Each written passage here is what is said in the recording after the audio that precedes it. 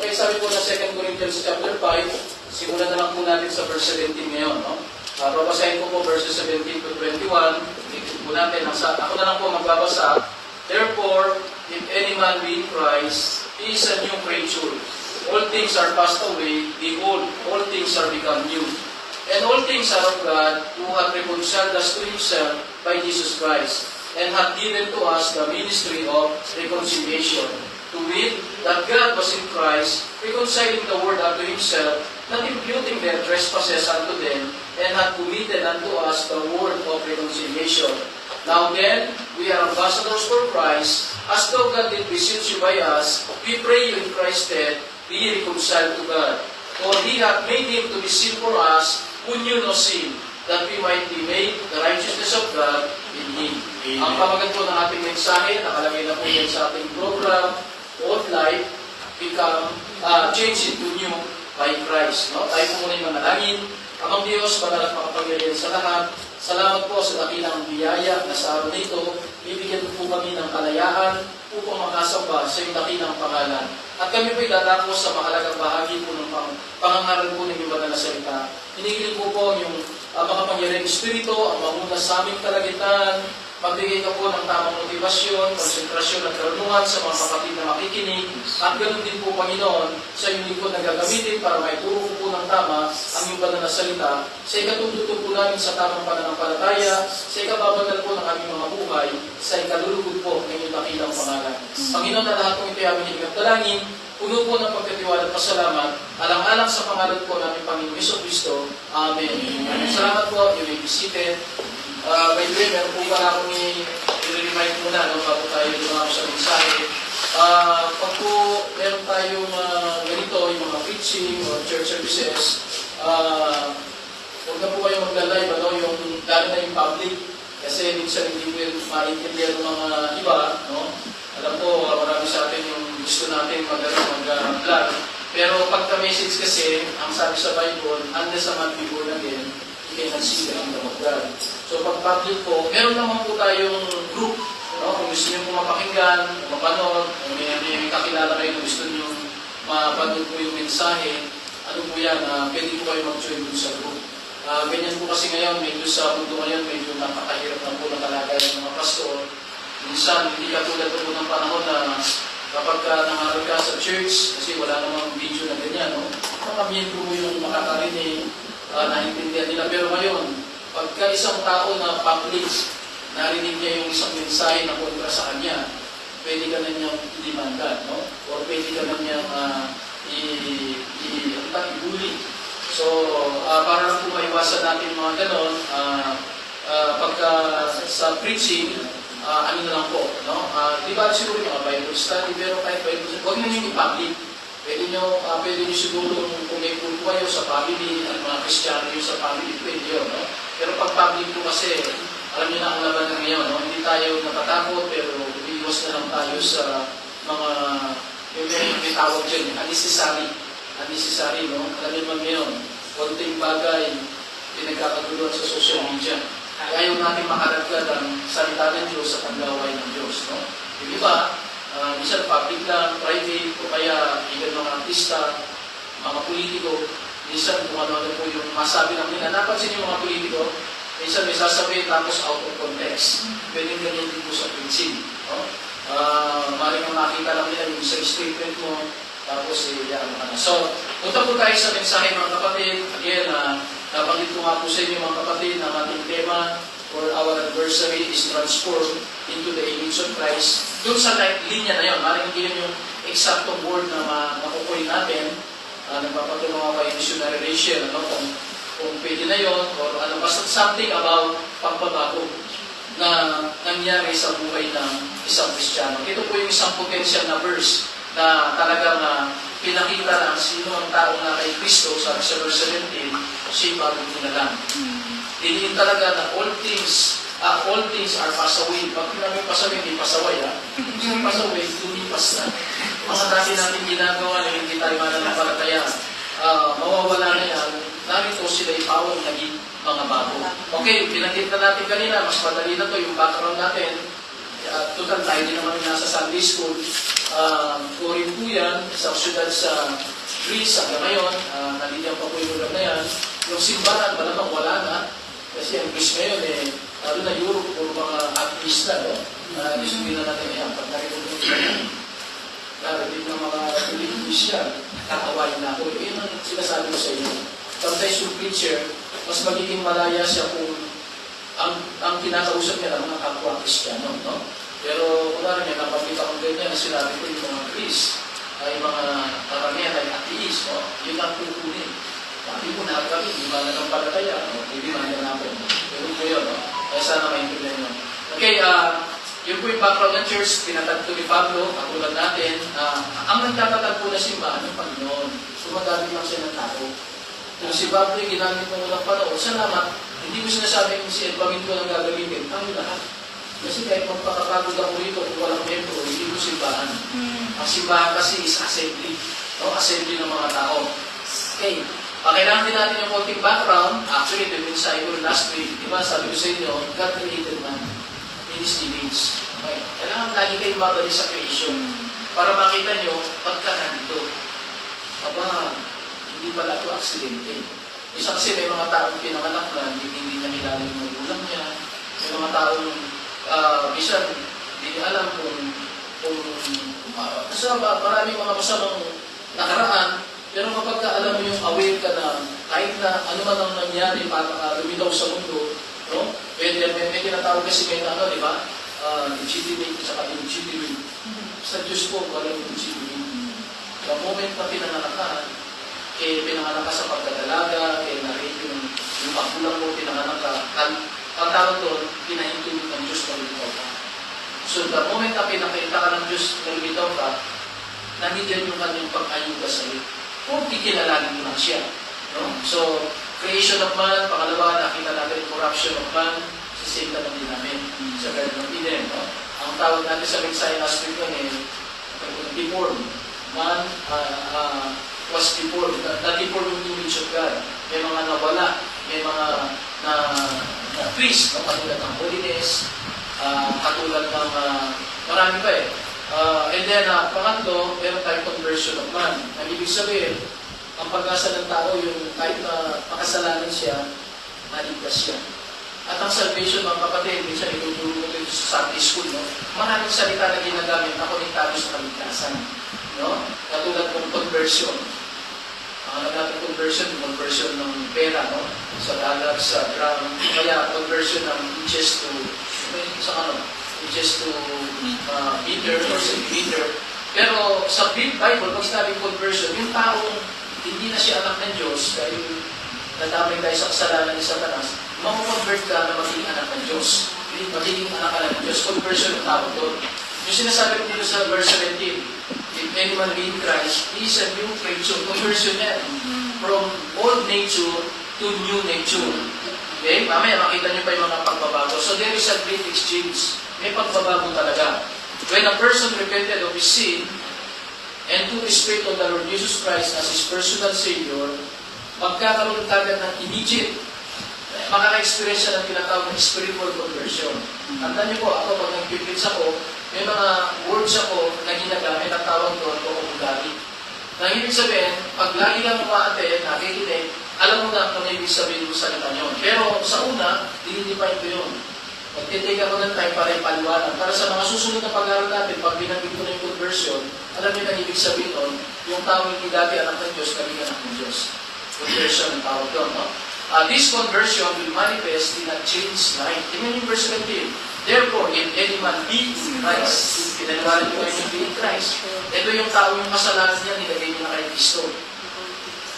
Nilagay mo kay Kristo kaya be in Christ. Yung namang kabanalan ni Kristo, kinuha mo. Tawag dyan, mutual, no? Kaliwaan ang tawag dyan, no? Yun yung sinabi ng verse 21. Tingnan natin, bago natin puntahan yung ilang pagbabago na makita natin. For He, God the Father, hath made Him, God the Son, Jesus Christ, to be sin for us. Bakit siya naging makasalanan? Kasi pinasa ko sa kanyang kasalanan ko.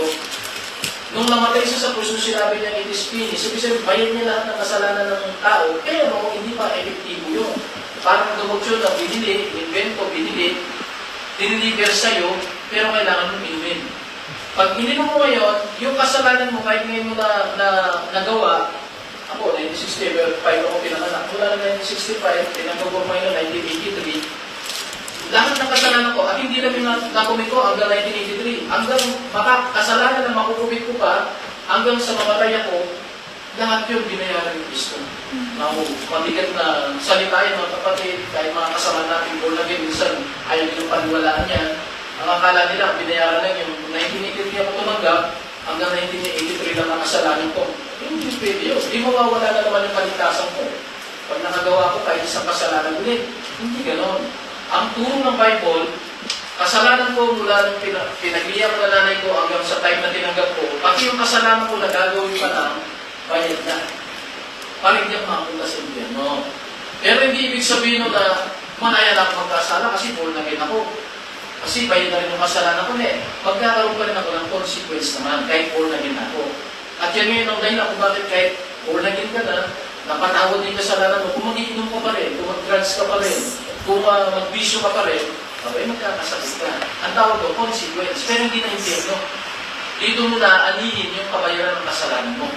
Pag born again ka, no? Pero yung hindi naman born again, abay, kahit hindi ka na gumawa ng kasalanan, kahit magpakabanag ka, magpabiyendo ka sa mga simbahan, pupunta ka pa rin sa impyerno. Bakit? Sa kasalanan mo, dadali ka sa impyerno. May pondo na kagad kasalanan ng tao eh. Tawag natin doon yung namana nating kasalanan. So mga kapatid, ano yung mga pagbabago mangyayari? Then, ilang punto lang po ito mga kapatid. Number one, maaaring ipakita ni Sister Alexa, no, kahit na yung word lang. Ang unang magbabago sa tao, change of family. Pag na-convert ang tao, I hope lahat tayo converted na. No? Isa na converted, tayo nagsisi na ng kasalanan, para nagbrasa na, tapos tinanggap natin si Kristo para yung pamahan natin sinasabi na, unang magbabago pamilya. Spiritual family ang tawag dito. Now, di ba, may pinakita akong verse niyo na sabi sa John 8:44, kinukot ko na lang ha, sabi sa John 8:44, kayo sa inyong ama, kausap ng Panginoon, mga reliyosong tao, Pariseo, no, mga reliyosong Judaism, yung mga karit ng patang niya, sinabihin niya kayo, ang ama niyo, ang Diyan ko, nagalit yung mga tao, no? Sabi niyo, sino ba? Kung sinasabing anak kami ni Satanas, ang hindi nila alam, yun ang doctrine sa Bible. Mula nung magkasala si Adan, pag sinundan nyo ito, Romans 5:12, dahil sa kasalanan ng isa, si Adan yun, ang kasalanan na nalaitay sa lahat ng tao. So tayo yun. Wala nakaiwas doon. No? Hindi ka pa nga, wala ka pa nga isip eh. Hindi mo pa nga alam na tao ka eh. Nasa tiyan ka pa lang na nanay mo, makasalanan ka na eh. Maraming verses na nagsasabi gano'n. Ang sabi ni David, in sin did my mother, so sin me, pinag-iiyak ko sa kasalanan. Okay? Kasi mana yun. So, at dahil nakakonekta ka sa kasalanan, ang tatay mo si Satanas. Bakit? Ang ama ng kasalanan si Satanas eh. Nakalagay sa Bible yan, si Pasimuno, una, si Adan ay anak ng Diyos, nung si perfect. At ang sabi ng Diyos, pag kinain mo yan, mamamatay ka. Nang ibig sabihin mo mamamatay, mag-break tayo. Mag-break yung connection natin. Eh, kinain nga, di nag-break sila. Nang ibig sabihin ng break na yun, nawala yung pagiging anak niya ng Diyos. Pero sa kabilang banda, hindi na nga siya anak ng Diyos, naging anak pa siya ng kaaway ng Diyos. So ang tao laging may relasyon sa mundo eh. It's either sa Diyos ka o sa Diablo ka. Pero ang default talaga, sa Diablo tayo. Yan ang sinasabi. Pag narinig niya ng believer, nakawain natin. Actually, hindi ayaw marinig ng tao yan. Kahit sa solving, minsan hindi dati basta-basta sasabihin niya. So, sasabihin anak na ng Diablo ang mga tao. Pero yun ang Bible eh. Ngayon, pag narinig lang ang iba niya na hindi mo witnessan, magagalit sila. Pero pag may time ka magpaliwanag, ayun, pwede. Bigyan niya ako ng time, papaliwanag ko kung bakit. Pero yung narinig niya lang yun, tapos ang ipopost ngayon ng iba, alam yung ginagawa ng iba, cut and paste. Sa oras ng preaching, pupunin lang yung isang statement. Pag hindi ka born again, nakakabit siya. Di ba, dahil sila sa born again, hindi naman nila, kala nila ang born again, hindi niya yung born again group. Hindi yun. Ang born again ay karanasan. Kahit katoliko ka, kahit anong religion mo, hindi ka mag-born again. Okay? So, kailangan maunawaan po na nila yun para ma-appreciate nila yung sinasabi sa mensahe. So, sana makita nyo ngayon kung bakit, Pastor, kala ko ba ang mensahe, update yan, no? Well, depende sa sitwasyon mo. Depende, no? So, mga kapatid, ngayon, pag tumanggap ka ng kayong Kristo, ano ka? John 1:12. Ito, pakita natin yung John 1:12, ano? Pakalino yung John 1:12. Ang sabi ng 1:12, Kapag sino mang sa kanya tumanggap, sa kanya si Kristo yun, no? Ay pinagkakalooban ng karapatan maging mga anak ng Diyos.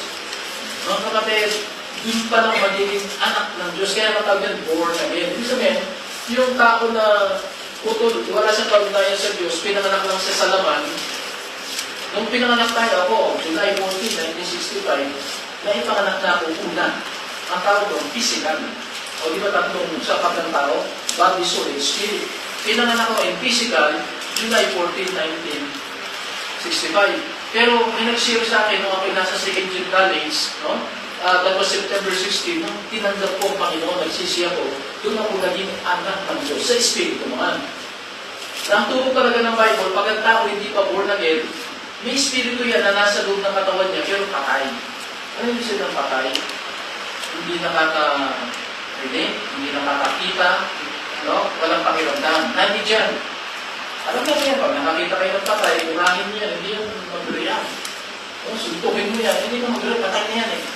So ang tao, ganun siya, wala siyang pakiramdam patungkol sa bagay ng spiritual. Patay siya sa espiritu, no? Kaya sabi ni Kristo, unless a man be born again, he cannot see. Bakit? Hindi siya. Patay siya. Nandun yung physical na mata, pero kahit, di ba, may namamatay din naman nakadila. Pero normally ang namamatay nakapikit. Pero nakadila to nakapikit, pag patay yan, wala nakikita yan. Ganun din espiritu. Kaya, unawain nyo ng tao, minsan tayo tuwan-tuwa. Alam ko yun eh. Ay, sarap, nabibless ako sa mensahe. Gusto kong ipanulit ko sa lahat ng tao. Naku, wala naman silang mata. Ikaw may mata ka ng espiritu. Alam niyo ba ang born again? Yung espiritu mo, buhay mo. At dahil buhay ng espiritu mo, nakikita mo yung spiritual na bagay. Ano yung spiritual na bagay? Salita ng Diyos. Prayer. Heaven. God. Nakikita mo na lahat yan. Ibig na nakikita, naunawaan mo. So mga kapatid, diba, una nagbago talaga ay yung ating pamilya. Hopefully, tayo ay pamilya na ng Diyos. Tingnan niyo Romans chapter 8:14. Romans chapter 8, verse 14. Medyo ako pag nag-preach maraming verses, dahil ayokong, minsan kasi makakarinig kayo ng preaching, yung mga preaching na hindi nga nagbasa ng verses. Marami lang yung title, tapos kwento ng kwento. Well, nakakatibang yung mga ganon. Tawa ka ng tawa, pero may natutunan ka magaling sa salita ng Diyos. Ako, di balik wala kayong, hindi kayo na-entertain, o maling hindi nyo masyado na-appreciate yung pagka-deliver, pero at least may Bible. First, no? Ano sabi ng Romans 8:14? Romans 8:14, for as many, hindi lahat ha, but as many as are led by the Spirit of God, they have the sons of God. Now, huwag magtatampo yung mga babae, no? Pag nasulat ng Bible, all English yan. Ibig sabihin niya, general yan. Babae, lalaki, magiging anak ng Diyos. Pag nasa ilang espiritu. Paano pupunta sa iyong espiritu? Ganun pa rin ang paliwanag. Eh, mga kapatid na patay yung espiritu mo, pero nung tinanggap mo si Kristo, inuwi niya yung espiritu mo. So, pangunahan ka na ngayon ng espiritu. No? Actually, kaya tayo nandito ngayon. Kasi pinaalala ng Holy Spirit na, oy, anak ka ng Diyos. Oy, punta ka sa bahay ng Diyos. Okay? Kumain ka ng spiritual na pagkain. Yan na yun mga kapatid, no? Ano sabi sa verse 14? Pag pinamumunan ka ng spirito, anak ka ng Diyos. Verse 15. For ye have not received the spirit of bondage. Ano yung spirito ng bondage? Isa kanas yan. Ang tao pagkamanganak niya, sabi ng Hebrews 2:14, biyag na agad siya automatically. Diyan pinupo yung mga turo ko sa inyo na, Pastor, anong gagawin ko para mapunta sa impyerno? Wala kang gagawin. Diyan ka rin, papunta ka sa impyerno. Anong gagawin ko para maging ka nakapunta sa kanas? Wala kang gagawin. Automatic ang pagkain sa kanas. Sakit yan. Masakit na salita yan. No? Parang minumuraw yung tao. Pero doktrina yan. No? Yan sabi niya eh. Para, dahil nung na-born again ka, hindi mo tinanggap yung espiritu ng pagkaalipin, again to fear. Yan si Satan yan. Anong tinanggap mo pag na-born again ka? He have received the spirit of adoption. Ano yung adoption? Ito naman, pinaliwanag ko pag dito sa Bible study, no? Yung iba, gagawin nila logic. Si Kristo, tinatawag niyo ang Diyos kasi anak siya ng Diyos. Di ba kayo anak din kayo ng Diyos? Ito, anak pa tayo ng Diyos, hindi? Anak pa tayo, eh di Diyos na rin tayo.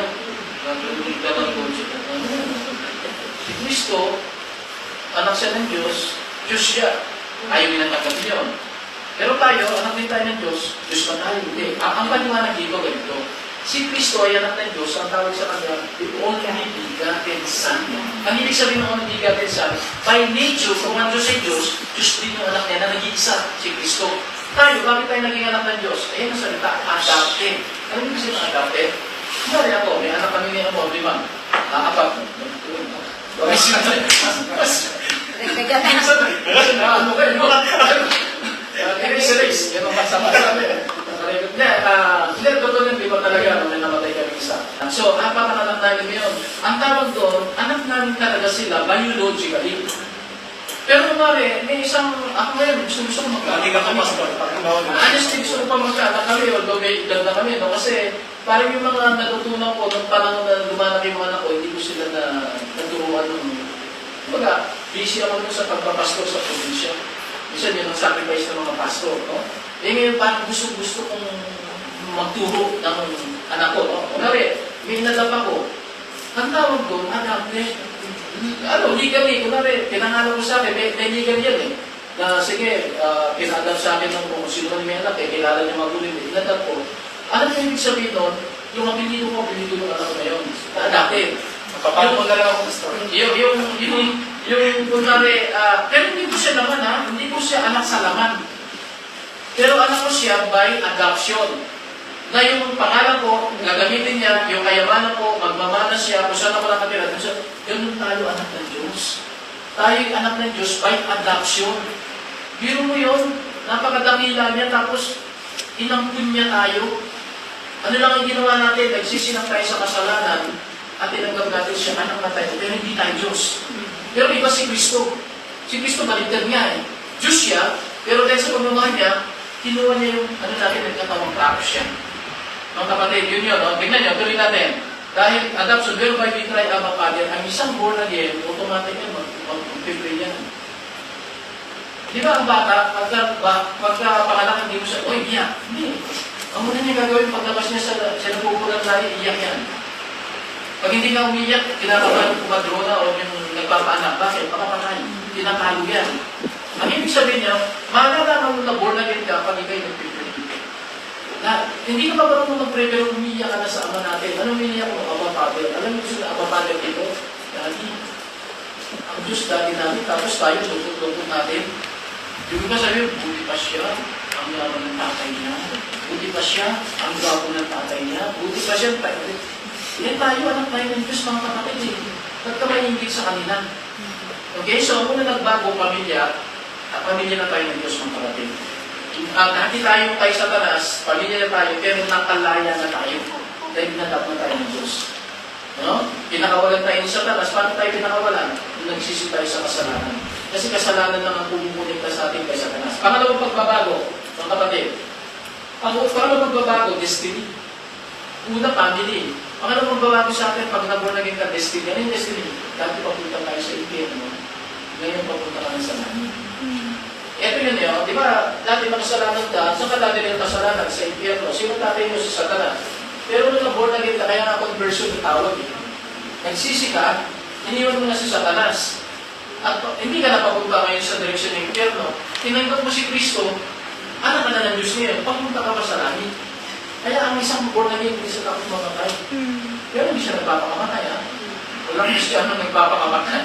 Kasi lalong pahalaga ng buhay mo kahit ano mo kaya si Satanas, kinukumbinsin niya yung mga tao na bigyan ng mabigat ng problema. Pag may mabigat ng problema, nagpapakamatay, panalo siya eh. Kasi yung taong yung pag namatay siya ng mga sa impyerno siya eh. Pero atang mahaba ang buhay ng tao, nagkakaroon siya ng pagkakataong makarinig ng Evangelyo. Eh mga kapatid, minsan pag may mga kamag-anak tayo, minsan tayo, yun na yun, sana patay na siya ng Panginoon. Tapos meron nga mga mercy killing, yung pusa ng tayo, pagod tayo, dun sa akong mahabang buhay kahit nahihirapan.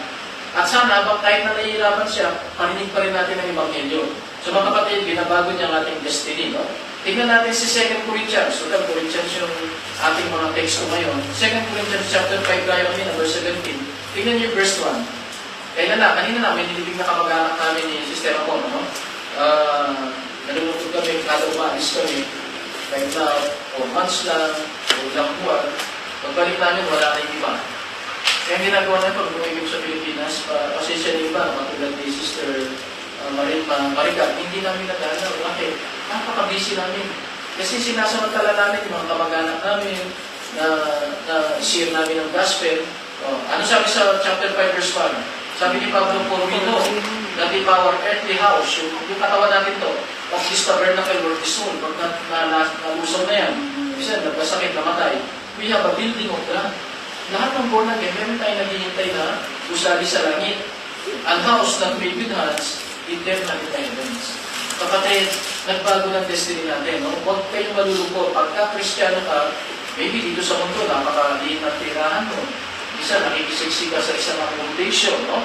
Minsan, halos natutulog ka na lang, nakatayo, nakasabit, para ano yung nakasabit, yung paniki. No? Pero mga gano'n, alam niyo ba sa Japan, pahirap pa ng espasyo, minsan pwede na lang. Natututo yung mga tao na matulog na nakaupo o lang, kasi hirap lang. Pero alam niyo sa langit, ano sabi ni Pablo, kahit masira lang yung bahay yung to, ano sabi niya sa verse 6? Verse 6, therefore we are always confident, knowing whilst we are at home in the body, pag nasa katawan ka ba, we are absent from the Lord. Verse 8, we are confident, I say, that willing rather to be absent from the body, saan ka pupunta? To be present in the Lord. Ang Kristiyano, pag namatay siya, ibig sabihin na tapusan. Nawawala lamang siya sa kasalukuyan sa mundo. Kaya tama yung Tagalog na salita eh. Pag namatay, tawag din na sumakabilang. Ay, may sumakabilang bahay. Pag lalaki, nagkaroon ng ibang appear. So, ang tawag nila, sumakabilang bahay ko eh.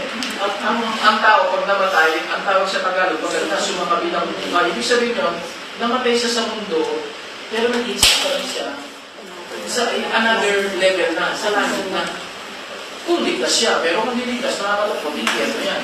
So mga kapatid, nag-change ang ating destiny. Dalawa na, di ba? At itong pinapagin ko ito, family at destiny, abrupt ito. Kung 1983 ko tinanggap ang Panginoon, mula noong 1983, pamilya na ako ng Diyos, mula noong 1983, palangit na ako. Biglaan niya mga yan, hindi yan parang duty, no? Pangatlo, meron pang pangatlo na biglaan din mangyayari. From sinner, identity pala. Number 3 na babago ng Diyos, a change of identity. Kung pagkakakilangan, sino ka ba? Alam niyo mga kapatid, isa sa pinakamahalagang katanungan ng tao na dapat mabigyan ng sagot eh, sino ba? O ano ba ako? Oh, maraming tao, hanggang ngayon, struggle nila yan, ano ba ako? Animal ba ako? O tao? O hindi. Yung mga gano'n, ano ba ako? Sino ba ako?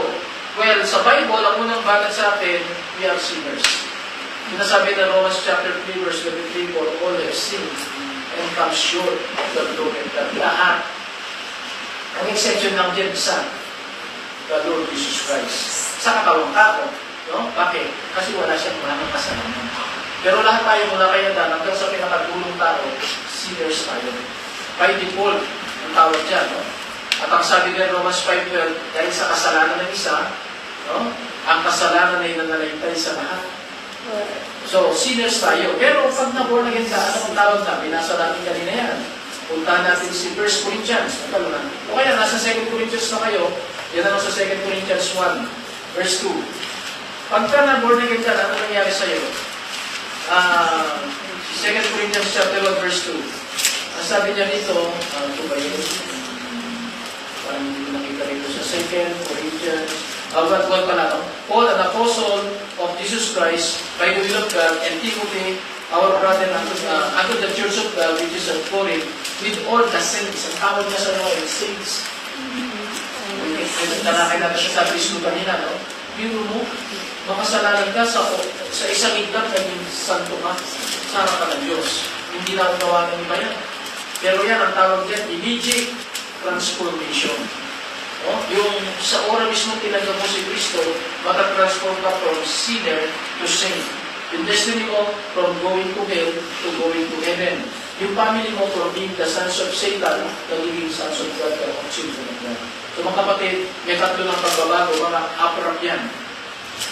Kung kailan mo tinanggap ang Panginoon, nangyari yan ang sabay-sabay. Punta tayo sa pang-apat na pagbabago. Ito medyo progressive ang tawag ko rito. Pang-apat, ang change of loyalty. Pagka born again ka na, nagbabago ka na ng allegiance. Ano yung allegiance? Sino ba yung master mo sa buhay mo? Kung hindi ka pa Kristiyano, ang master natin, alam mo, hindi, aware ka o hindi, si Satanas yan. Pero si Satanas, napakagaling niya magtago. Alam niyo yung mga sabi na sa inyo, noong unang panahon kasi hindi pa uso yung mga video na yan, mga television na yan. Ang palabas noong unang panahon, yung panahon ng Greek Empire at saka Roman Empire, pulisyo, pulisyo. O kaya mga entablado, tapos nasa likod ng kurtina yung puppet show. Oh, ano lang yun, kinokontrol niya yung awad o agit para gumalaw yung tapos may sound silang sinasabay. Now, sa buhay ng tao, ganun din. Si Satanas, nakatakot lang siya. Hindi niya pinapaalam na siya yung kumukontrol sa tao. Pero siya talaga yung kumukontrol. So, pag alam mo, gawin ka sa kanya. Kung hindi mo man alam, tuwan-tuwa siya. Hindi mo man siya kinikilala, siya pa rin yung magpapatakbo sa buhay mo. Tingnan natin yung 2 Corinthians. Tingnan tayo sa 2 Corinthians, chapter 4. Sino nagpapatakbo sa atin? Ang sabi ng verse 3, 2 Corinthians 4:3, but if our gospel be hid, it is hid to them that are lost. Kapatid, itong ibanghilyo nito, tinatago sa Satanas to. Kaya itong simbahan na ito, nahihirapan tayo mag-pull. Kaya pinahirapan kami sa bisay. Bakit? Ang purpose natin, gospel. O, tignan nyo, mag-invite kayo. Actually, konti tayo, dami natin nasabi, di ba? Huwag nyo sabihin, hindi tayo nag-invite. Ako lang, dami ko invite.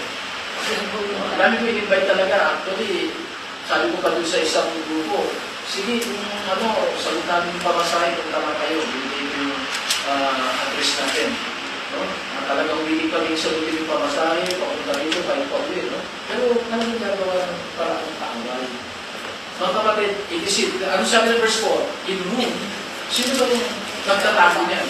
The God of this world. Si Satan niya. Mga kapatid, no? At yan ang allegiance ng tao. Kaya alam niya kayo hindi, the God of this world hath blinded the minds of them that believe not. Para hindi salamat nga pala, may isa tayong bisita na nakikinig siya kanina, no? Si Josepina, si Joe, no? Galing po yun ng Moscow. Minsan, taga-Moscow yung marami kumakil dito yun. Talaga na Sister Rachel, Sister Rachel, majority ng bibit mo dyan, taga-Moscow, ay galing ng Moscow, papunta ng Moscow, no? Taga-tapis siya, no? Sa atin sa Pilipinas, Dumala, tapis. So, salamat at first time nyo nakakil dito, pero alam niyo ba ang gawa nito sinimulan sa isang apartment lang? Nagsimula kami, tatlo lang kami, apat. Si Brother Darwin, Sister Masya. Ilang linggo rin yun, apat lang kami. Minsan may pasok pa si Sister Masya, tatlo lang kami. Pero hindi kami pinigilan. Every Sunday, no? Pagdating nung panahon, pinigyan na tayo ng lugar, para mas formal na. Pero mga kapatid, tinatago talaga ni Satanas. Ang tawag sa kanya, God of this world. Ano ginagawa niya? He blinded the minds of them which believe not. Kung hindi na naman pala kaya, binubulag niya. Lest the light of the glorious gospel of Christ, who is the image of God. Si Kristo, ang ginabig ko yung mga image of God, si Kristo. Tapos, dahil sa kanyang katawang tao, siya rin ang perfect image ng tao. Si Kristo may double siya. Double papel siya sa buhay. Siya ang perfect image ng Diyos. Kung ang Diyos ay Espiritu hindi nakikita, si Kristo yung Diyos na nakikita. Hindi lang maintindihan ng iba yan. Dahil hindi natin makita Diyos Espiritu siya. So, sa kagusto ng Diyos na magpakilala siya, pinababa niya yung anak niya. Kaya maraming turo sa Bible na sinasabi, ang nakakita sa akin. Sabi ni Kristo sa John, chapter 14, nakakita na sa Diyos. Sabay pakanta si Philip. Kasi ang request niya, Panginoon, pakita mo lang sa amin ng Diyos. Masaya na kami. So, ibig sabihin, disipulo na yan, medyo hindi pa niya kilala si Kristo na Diyos. Hindi direkta na si Jesus. Ang nakakita sa akin, nakakita na sa Diyos. Bakit? Siya kasi yung image of God Siya yung image of God Hindi ka pwedeng maging imahe ng Diyos kung tao ka lang, na pure, 100%. Si Kristo, hindi natin tinatanggihan, nagkatawang tao siya 100% Pero bago siya nagkatawang tao, Diyos siya. At kahit nagkatawang tao siya, hindi niya tinanggal yung pagka-Diyos niya.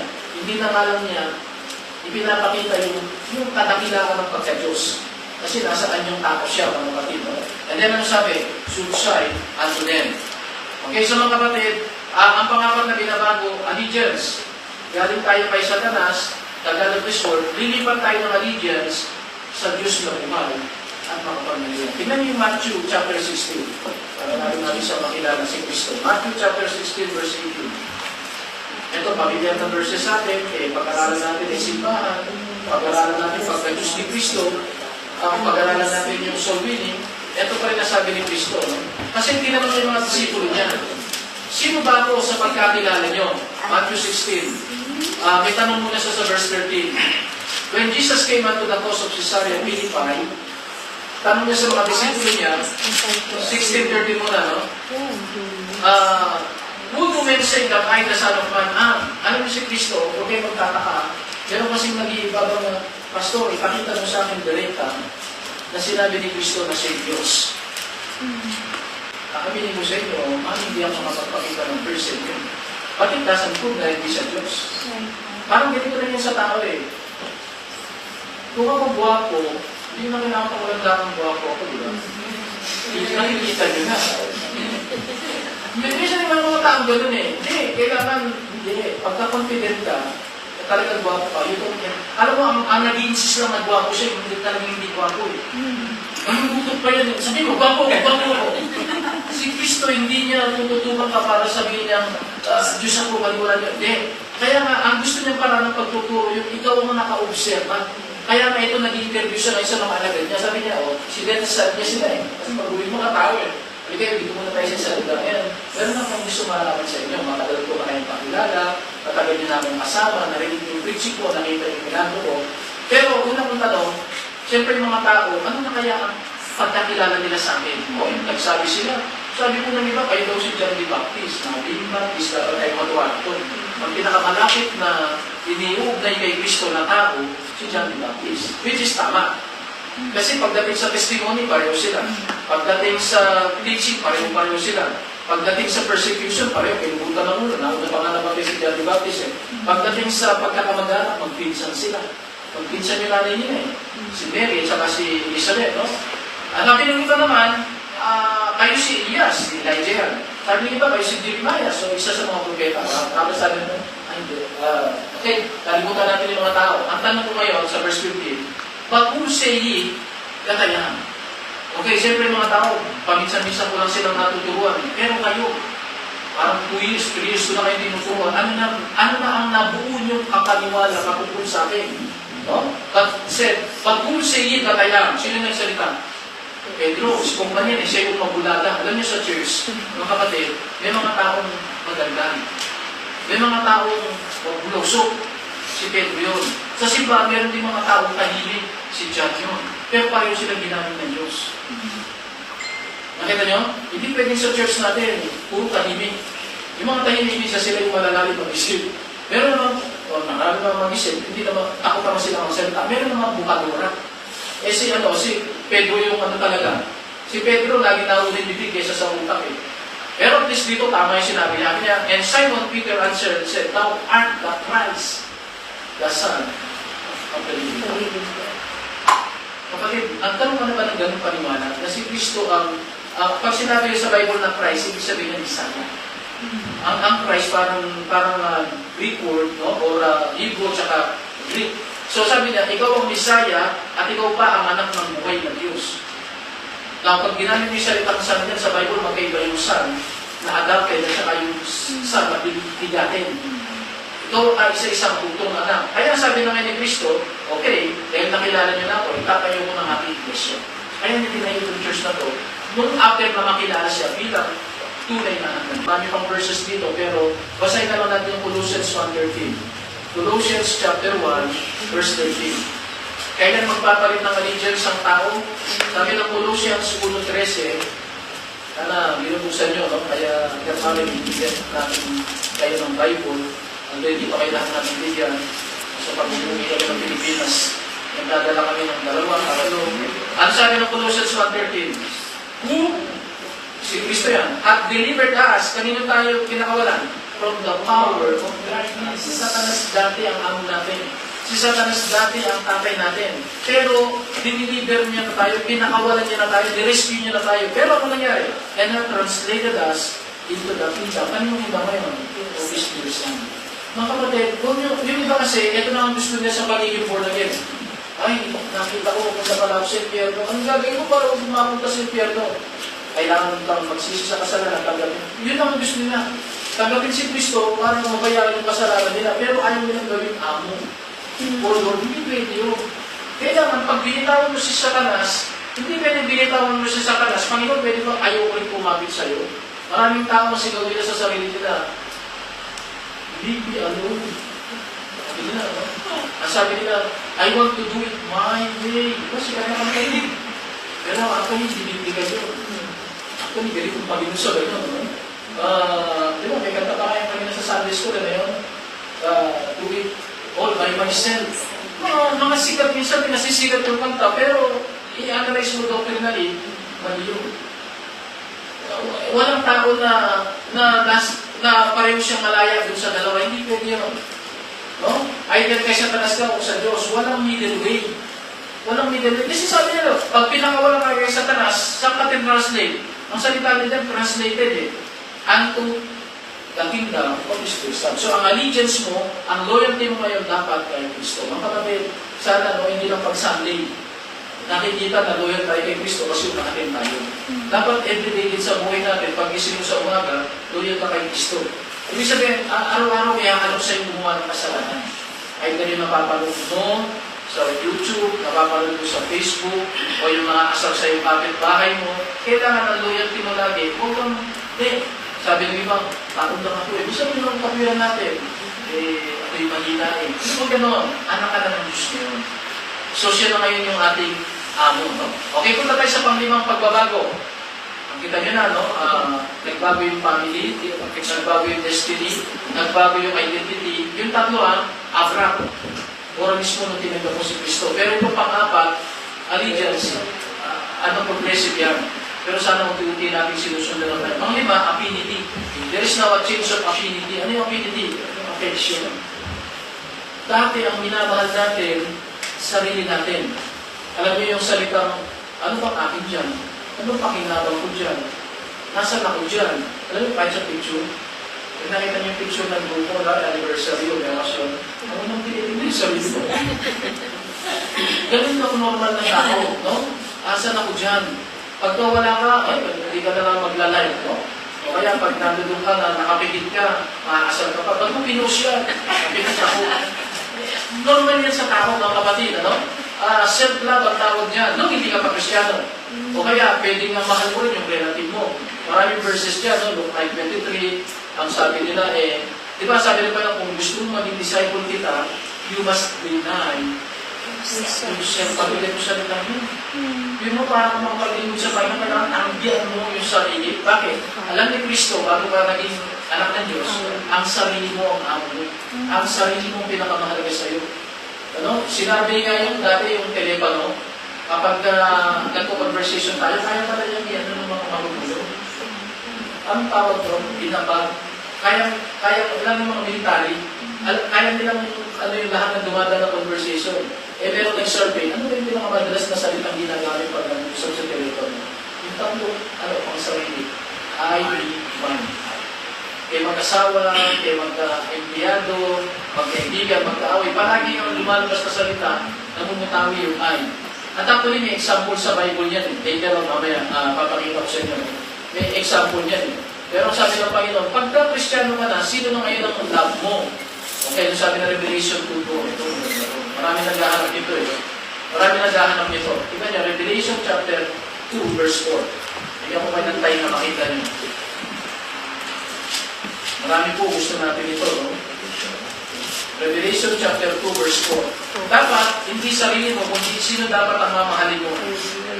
Nevertheless, sabi ni Kristo, I have somewhat against thee, because thou wast left, thy verse. Ito tanong natin yan, yung mga panahon namin gusto may Istanbul.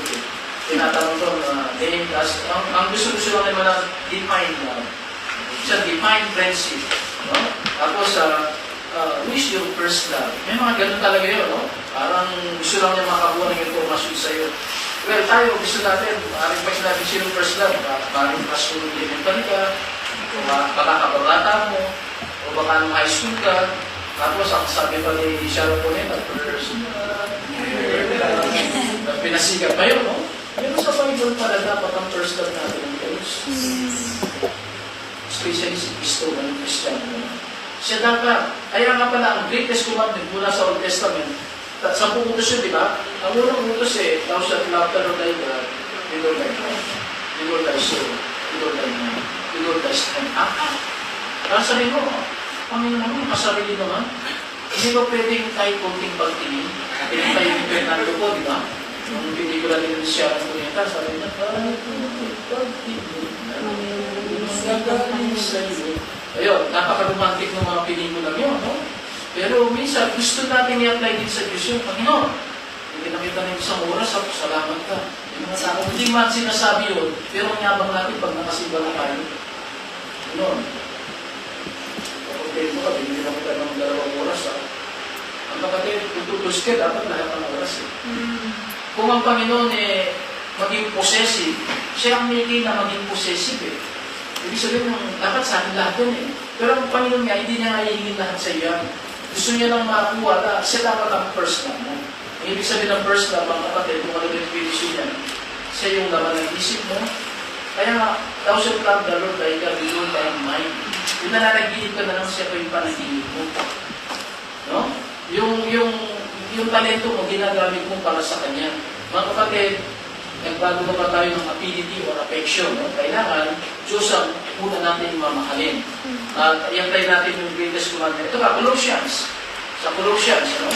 Ganda nitong verse na to. Kasama rin sa affection, hindi lang mamahalin mo ang Diyos, kasama yung mga konektado sa Diyos. Okay, ang sabi ng Colossians chapter 3, verses 1 and 2. Magsabi kayo mapukulang ng Bible. Colossians chapter 3, verses 1 and 2. If ye then be risen in Christ, seek those things which are above, where Christ sitteth on the right hand of God. Verse 2. Set your affection on things above, not on things below. Alam niyo, pag ginawa niyo yan, pakinabang pa rin sa akin yan. Pag ang mga pinagkakaukulan mo ng pansin mo, mga bagay na makalangit, hindi yan nawawala.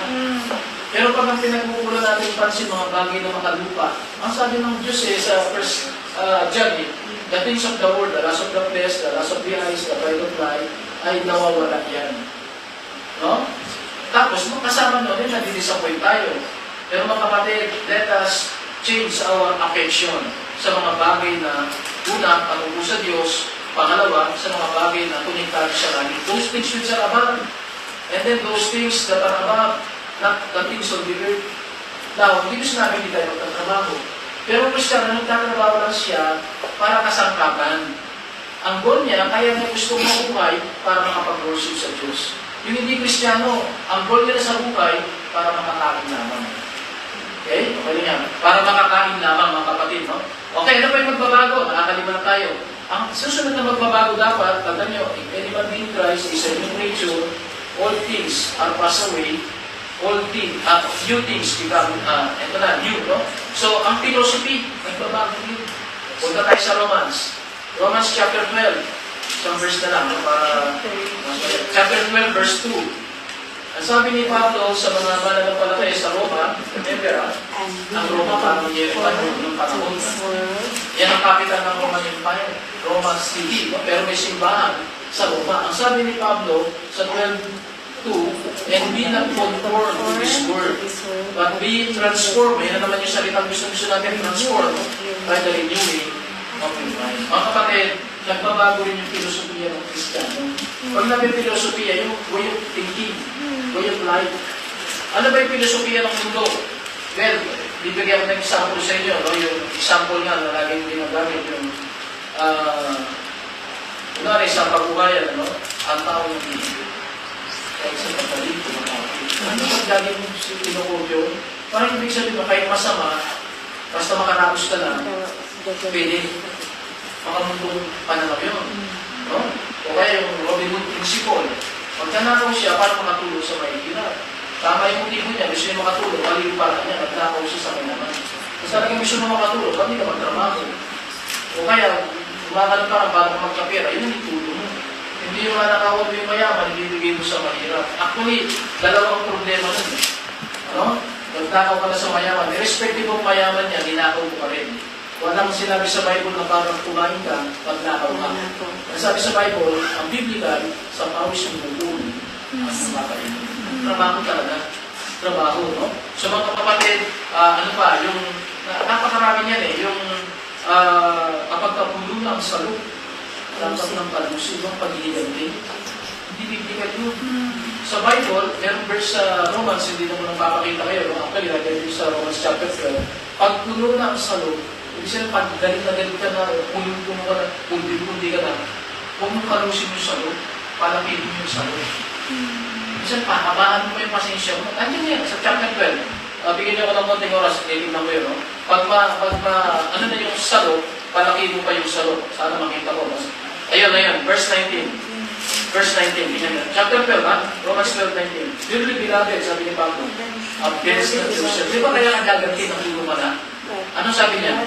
Against not yourself, but neither give place unto man. Huwag mong pagbibigyan yung uwi, no? For it is written, vengeance, I will repay, no? Hindi, mga kapatid, kailangan huwag kang gaganti. Palakihin mo pa yung salog na tinatawag, no? Pahabaan mo pa yung pisik. Yan ang ibig sabihin ng mga kapatid. So, meron na tayong chains of affinity, affection, at philosophy. Anong philosophy mo dapat? The mind of Christ. Dalawang beses po binanggit yung mind of Christ. Dapat ang kaisipan natin kung ano yung iniisip ni Cristo. Nakalagay po yan sa Bible. No? Nasa 1 Corinthians, total, nasa Corinto tayo. Punta nga natin 1 Corinthians 1. 1 Corinthians chapter 1. 1 Corinthians. Chapter 1. First or second ba ito sa Balian? Chapter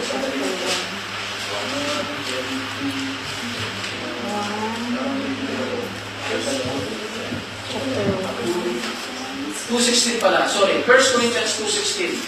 1 Corinthians 2:16. Ang sabi po ni Pablo, for who hath known the mind of the Lord, si Kristo yan, that He may instruct Him, but we have the mind of Christ. Ano ba yung maisipan ni Kristo? Kung ano yung pinangaral niya, ang nakasulat sa Bible. Kapatid, pag binabasa mo ang Bible, nagkakaroon ka ng kaisipan ni Kristo. Yan ang sinasabi ngayon ni Pablo sa Romans 12:2. Be not conformed to this world, yun yung philosophy ng mundo, but be transformed. By the renewing of your mind. Paano magbabago ang isip mo? Punuin mo ang isip mo ng kaisipan ni Kristo. Paano paraan? Aral ka ng Bible. Makinig ka sa Bible. Magbasa ka ng Bible. Makinig ka ng prinsip. Mga kapatid, I hope meron tayong nagbabagong pinti ng ating filosofiya sa buhay. Another na binabago ng Diyos, priority. Mga kapatid, priority. Pagka hindi ka Kristiyano, alam mo, gagawin mo, me first. Laging ako una. Ako muna. No, laging me first. Nangyari yan doon sa nag-a-apply ng disciple sa Panginoon. Sabi nito sa, kapag Panginoon, susunod ako sa iyo, pero ang babala sa kanya ng Panginoon, alam mo, buti pa yung mga ibon, may bugal, yung mga pakses, meron silang butas na pwedeng pagbahayan. Nasakap man. Kasi yun, wala nang mahigan ng ulo niya. Kapag hindi natutuloy yung disciple na yun, bakit? Me first. Convenience niya muna. Kasi sabi niya, Panginoon, susunod ako sa iyo kung convenient. No? Alam ko, yung mga missionary ko, alam nilang po ang buhay. No? Napakahirap niyan. Aalis ka sa bansa mo, iwan mo yung loved ones mo. Alam mo, paano nangyayari nga sa amin, nagpapalimos pa kami. Kasi nilipitize kami para na kami magkapera, na pambili ng ticket, no? Pambili ng visa. Tapos sa pila, minsan, parang maisip mo, ano ginagawa ko dito? Sa Pilipinas, sa laki ng bahay namin, dito, nabububa ka na. Ang nangigaw mo, patagilid, no? Patagilid. Kasi naman mag-sister ng practical speaking, tagilid talaga. Ikaw yung pwedeng lumigala ko kasi pang single bed lang sa amin. Pero mga kapatid, pagka nasa Panginoon ka, ano ba yung priority mo? Ang priority mo, yung Matthew 6:33 na ngayon, but seek you first, the kingdom of God, and His righteousness. And all these things shall be added. Hindi din ng Panginoon sa iyo yan, kundi man dito sa lupa, sa langit. Sa langit, sigurado, malalaki accommodation natin doon. Baka sabi sa Bible, gawa sa binto, yung natirahan natin doon sa mga mahaling bato, no? Yung mga kapatid, God first. Change of priority, no? Unahin natin ang Panginoon, Lord, yung sarili natin. No? So sana sa pag-isip mo sa Panginoon, ano po ba ang pagagawa ko sa akin? Huwag yung, ang ginagawa ng iba, unahin mo yung sarili, pag may natira, Panginoon, basta para lang makontento yung konsensya. Huwag gano'n, unahin mo siya. Makiusap ka sa kanya sa prayer, manalangin ka. Yung Sunday, first day of the week yan. The moment na umaten ka, inuna mo ang Panginoon sa isang linggo ngayon. Pag may kinita ka, meron kang offering, kung tayo sa paniwala mo, nagbigay ka, ang ibig sabihin na inuna mo ang Panginoon, hindi ibig sabihin inuna sa Kanya lahat. No? Katulad ng 7 araw, hinihingi niya lang isang araw. Hindi naman 1/2 yun eh, hindi naman 90% yun eh, 1/7 nga eh. Pero pag binigay mo yun, pinatunayan mo, you seek the kingdom of God first. Right? So mga kapatid, yan po yung isang nagbabago sa buhay. Pangwalo, pabilis na lang po tayo, no? Ang isa na nagbabago at change of company. Sinabi ko company yung kapatid, ito yung combination. Dati, barkada. No, dati, kung sino yung nakakapagpasaya sa'yo, eh madalas naman nakakapagpasaya sa atin sa mundo yun. Yung magsalita sila, eh walang pakundangan, walang control, talaswa, no? Yung nakakapagpasaya eh, sa taong hindi Kristiyano.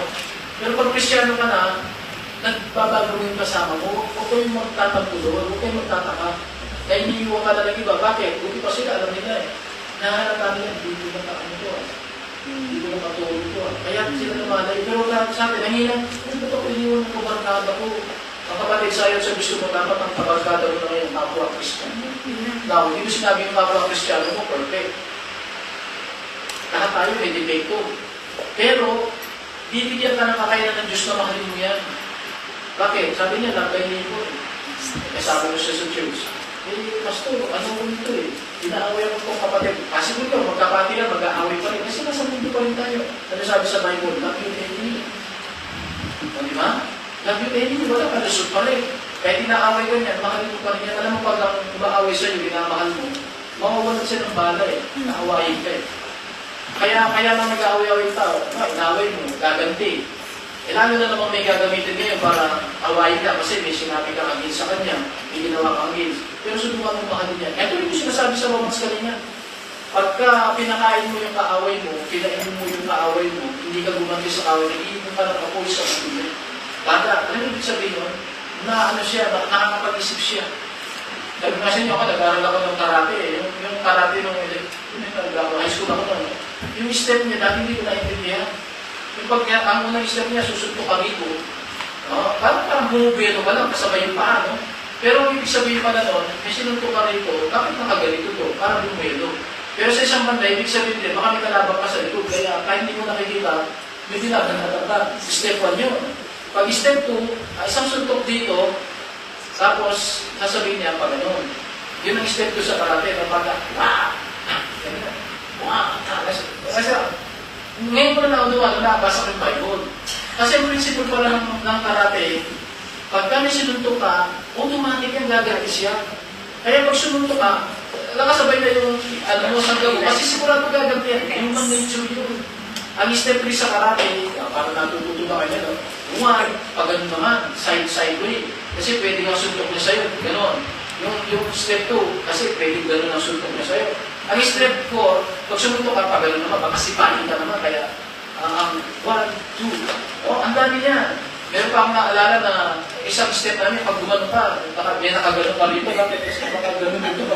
Nakakabay niya. Nung unang panahon, uso yun eh. Gumata ka ng na-target eh. Meron kaming step na pag gumano ka, nakagano yung isang ano. Now, ang sabi ng Panginoon, kapag ka binato ka ng tinapay, ng bato, di ba, dapat nga, igaganti mo makan. Hindi, sabi ng bato yung tinapay. Ano ang ibig sabihin no? Pag sinuntok mo siya, normally, gaganti siya. Eh pero, ang ginawa mo, sinuntok ka na niya, example, di ba may salita pa yung pag sinampal ka sa kanan, bigay mo kaliwa. Exactly, ito yung ibig sabihin ng Panginoon. Pag sinampal ka, ang ina-expect niya, sasampalin mo siya o tatadyakan mo siya. Eh sinabi ko, hindi ka sumampal, hindi ka tumadya. Masaya ka sa pagsampal mo sa kanan, di ba? Double the delight. Ito na. Si-shock siya ngayon, mag-iisip siya. At sa pag-isip niya, nalanig ang mundi. At may mag-iisip niya na, kaya ako siya sinaktan kasi may inisip akong ginawa niya masama, hindi naman pala siya gaganti. Mag-iisip niya ngayon, ay, hindi pa rin ginawa ko kung sa akin ito. Kasi ano siya, out of balance siya. O di magsusorry niya siya ngayon sa'yo. Ay, nasaktan, magkakasundo na kayo ngayon. Yun ang sinasabi ng Bible ng kapatid, na nagbabago na yung company mo, at ano pa yung nagbabago kapatid, even at change of testimony. Yung testimony mo, magbabago yan kapatid. Mula sa gawa ng laman, papunta sa gawa ng Espiritu. Fruit of the Spirit na. Love, joy. Yung gawa ng laman, yung pagkikipag-away, no? basta dami, masama gagawin, papalitan niya ng bunga ng Espiritu. And finally, mga kapatid, pag narinig niyo yung finally, nakakatuwa. No? Ang isa pang gagawin ng Panginoon ito, a change of activity. Activity or preoccupation. Anong pinagkakaabala mo sa buhay? Well, balik tayo ngayon kay Corinto. Doon tayo nagsimula, di ba? 2 Corinthians, doon tayo nagsimula, chapter 5. Mag-iba na ngayon yung preoccupation mo. Verse 18 tayo. Ang sabi ng 2 Corinthians chapter 5, verse 18, and all things are of God. Nagdamor na ka lang. Who have reconciled us to Himself. Tayo ay pinakipagkasundo niya na sa Kanya, kahit dati tayong kaawin ng Diyos dahil sa kasalanan, binura niya na yung kasalanan natin kay Kristo. Anong gagawin natin ngayon? And have given to us the ministry of reconciliation. Ngayon, Kristiyano ka na, ang pagkakabala mo yung ministry of reconciliation. Ano yun? Yung ministry of reconciliation, yan yung binabahagi mo sa salita ng Diyos. Para ang tao magsisi sa kasalanan, para makabati niya ulit ang Diyos. Ang ibig sabihin niya, ito, gawin ng Panginoon, ang preoccupation. O ano sabi sa verse 19? To wit that God was in Christ, ang Diyos ay na kay Kristo, reconciling the world. Gusto niya natin mabawi, binabawi niya natin kay Satanas. Not imputing their trespasses, hindi niya nasisingil yung kasalanan nila. And not committed unto us, hindi sa mga hina. Ang mensahe ng pagliligtas, ipinagkatiwala sa isang taong makasalanan katulad natin na ang nakatawad na. Ako nga minsan nag-iisip ako na ito, Panginoon, bakit? Kasi nung nagpapastor ako sa probinsya, nung karanasan ko sa pagpapastor, iniwan ko yung trabaho ko, tapos ako ng computer engineering. No? Yung panahon namin, kami yung unang batches ng Bradley, so parang napakaganda ng prospect mo sa career. Eh, kasi may burden ako sa kaluluwa ng kababayan ko, iniwan ko yun. Eh, yung pamilya ko, hindi ko na alam paano pakakainin. Yung may trabaho. Kasi sa gusto ko mag-share. Aba yung mga sinishare ko ng katagalan, inaapi ako. Sabi nila, engineer ka, di ba? Oo, sabi nila. Ba't wala kang pera? Sila, hindi sila tapos ng high school, minsan hindi nakapinto ng koleyo. Pero mga kontraktor, mahal lang isweldo. Eh, kami, hindi kami tapos ng koleyo. Pero hindi pera kami. Hindi napapagay, hindi yung talaga ako. Sabi nila, ako kaya ngayon yung trabaho para sa komunitas, binabaliwala nila. Hindi mo nga naman pala pwede kasahan. Bulag pa sila eh. Kasi alam nyo ano yung iyak ko sa Panginoon? Ay, may meron pa. Iba sabi nga, mga matatanda mo, mga manang sa simbahan, ito, tumitigil ka man dyan. Sabi niya, yung bata ka, kita-kita ka namin, pakita ko, wala sa mga, sabi niya, ngayon, pangangalan kami. Nagawin ako ng mga mana, no? Yung ibang tao naman, uy, ikaw, bakit nangangalan yan? Hindi mo ba alam na yung lolo mo, may ganito kalabor ng araw? Hindi ko alam mo, no? Tatay mo, ganito ba? Ang sabi ko sa Panginoon,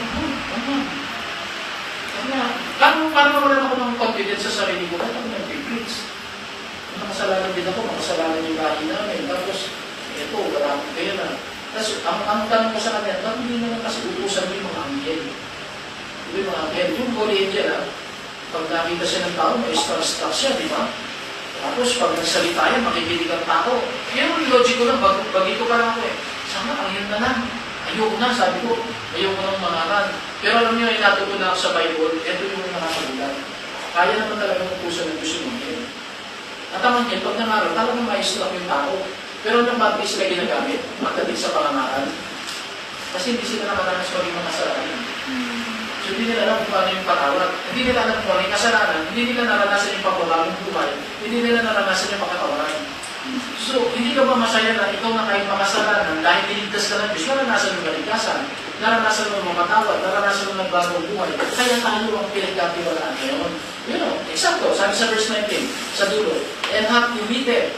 Doon sa verse 18 nga, sa dulo, hath given. Sa atin binigay yung ministry of reconciliation, yan yung pangangaral ng sa Ebanghelyo. Sa verse 19, hath committed unto us the word of reconciliation. Sa verse 20, ano pa yung pangatlo?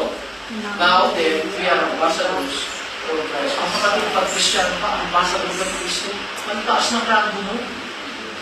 Yung iba, ambassador lang sila ng bansa natin. Kung may ambassador, wala nga tayo dito no? Kung may ambassador tayo ng Pilipinas, alam yung trabaho ng ambassador? Number 1, nirepresent niya yung presidente natin. Kung wala yung message mo, direkta sa kanya, hindi direkta sa presidente natin. Ano pa? Ipinakikilala ng ambassador, yung Pilipinas, pinagaganda niya yung image. Punta kayo doon. Mag-visit kayo, bigyan namin kayo ng murang visa, maganda sa amin. Kapatid, ano yung sabihin ng ambassador of Christ? Ang nire-present sa atin, si Kristo.